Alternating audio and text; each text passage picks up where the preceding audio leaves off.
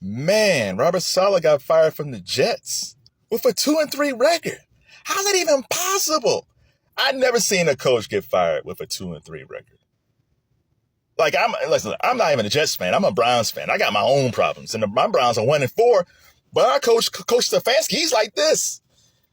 Nah, man, I'm good. We'll be all right. Coach Stefanski has no fear of losing his job this part of the season. He is fine. And he's in AFC North where the Browns probably won't win at all just because the North is so tough with Cincy and Baltimore and Pittsburgh.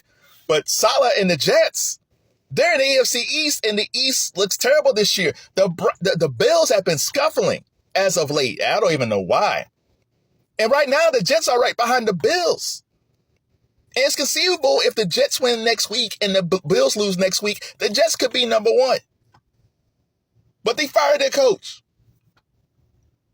There's so many teams I've seen over the years where they started off slow, and then by the end of the season, they got hot, and they went to the playoffs, and sometimes won the Super Bowl, and they started off really slow. So why did this dude get fired? Is it because of Aaron Rodgers? Him and Coach Saleh didn't get along? Newsflash. Aaron Rodgers don't get along with most coaches. He really doesn't. He won with Mike McCarthy. I don't think they get along. But that's how Aaron is. It's probably funny at the news conference. They probably saw Aaron at the facility. And it's like, Aaron, what do you think about Coach Saleh being fired? Yeah, I walked in to get treatment and I was shocked. Shocked! You do, bro. Come on, Aaron. I like Aaron Rodgers. The whole wacky thing, but I like Aaron. But Aaron is coming across an Achilles injury, which hampers the team. It hampers the team and it hampers him because he's still trying to figure things out. And he's an older quarterback. And plus his skills is already declining over the past few years anyway.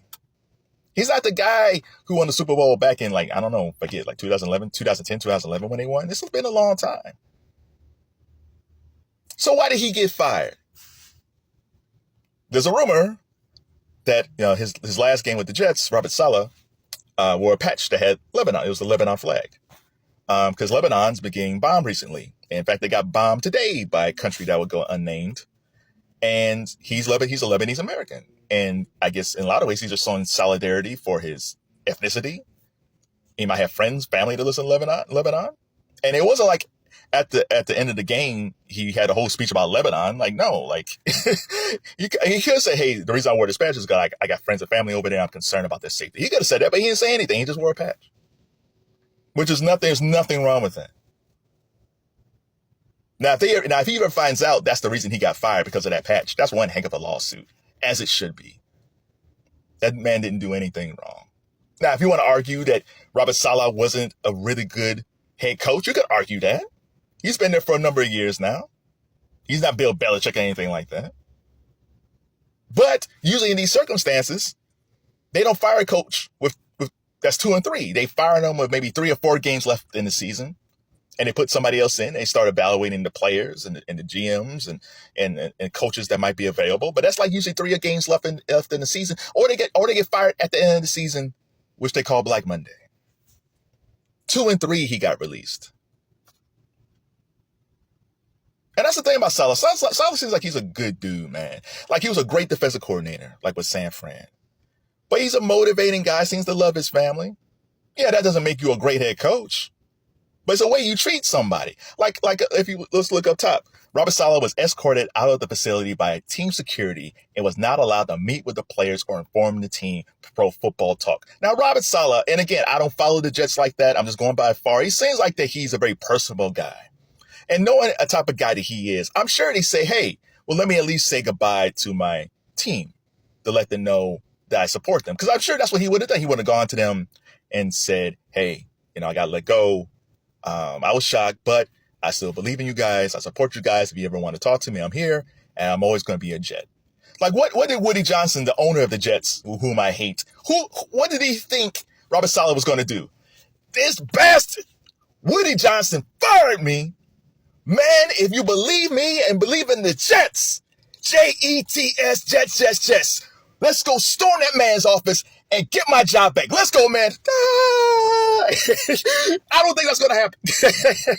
I don't think Robert Saleh was staging a coup against Woody Johnson for firing him. He could, but I don't think he's that type of guy.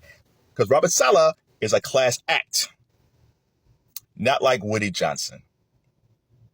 And this is the problem with most of these owners. The league, the ownership is very conservative. We saw this with Colin Kaepernick. But most teams, most owners across most sports leagues are conservative.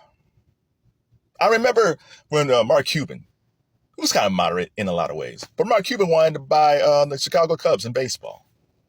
And he wouldn't let him do it. It's like, why wouldn't you? Like, he was successful with Dallas in the NBA. Why wouldn't you let him buy the Cubs?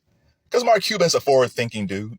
And most likely he's probably wanting to change some things with ownership in baseball, and they don't want that.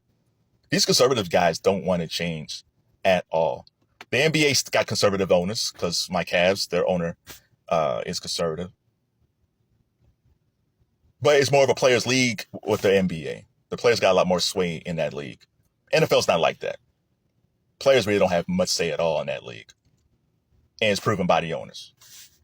Let me get to Woody Johnson. There's only two Woodies that I actually like.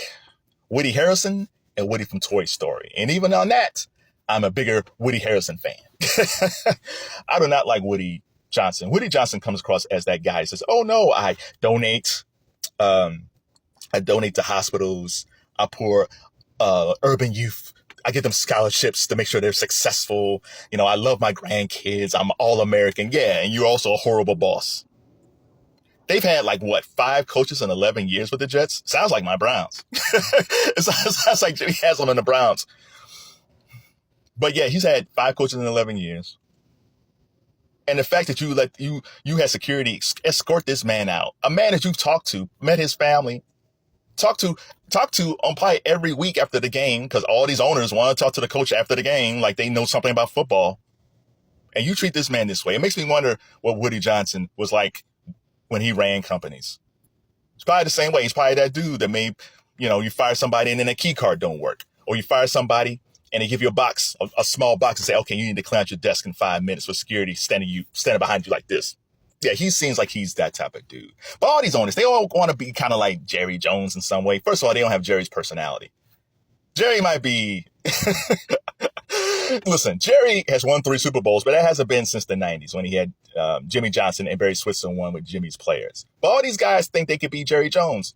Like, at least Jerry played a little bit of college football. These guys haven't played any type of football, any type of sport. What you do in your field is totally different than in sports. Do what Robert Kraft did, even though I don't know how Robert Kraft got out of that whole massage parlor thing. But do what Robert Kraft did. Robert Kraft put Belichick in charge, and Belichick had whoever his player development person was, and he just let them do what they had to do. The Hunt family, the reason the Hunt family's doing so well again with Kansas City is they let Andy Reid and whoever his player development or GM guy is, and they just let them run the team. The Hunt family aren't out there making these types of decisions. You don't see these guys on the sidelines at the end of games like they did something. You bought the team, you own the team, cut the checks, stay out of the way, and let the professionals handle their job. And again, if they suck, okay, fine. But 2 and 3, you're going to get rid of somebody after 2 and 3. So listen, like I said, I'm a Browns fan. I love football. I'm a Browns fan, so I got my own issues in Cleveland. So if you're a Jets fan in New York, New Jersey, or just across the country, tell me, because you guys know better than I do, how do you feel about the Jets? How do you feel about Robert Saleh as a coach? How do you feel about him being let go this way? How do you feel about Woody Johnson? Am I right that Woody Johnson's just a horrible person? I'm saying this from afar. Shout out to Joe Namath, man. Jets all-timer. Since I haven't won a Super Bowl since Joe. That says a lot. Now, again, Woody Johnson hasn't owned those teams all that time, but still. So, yeah, tell me if you're a Jets fan. Let me know how you feel about this situation.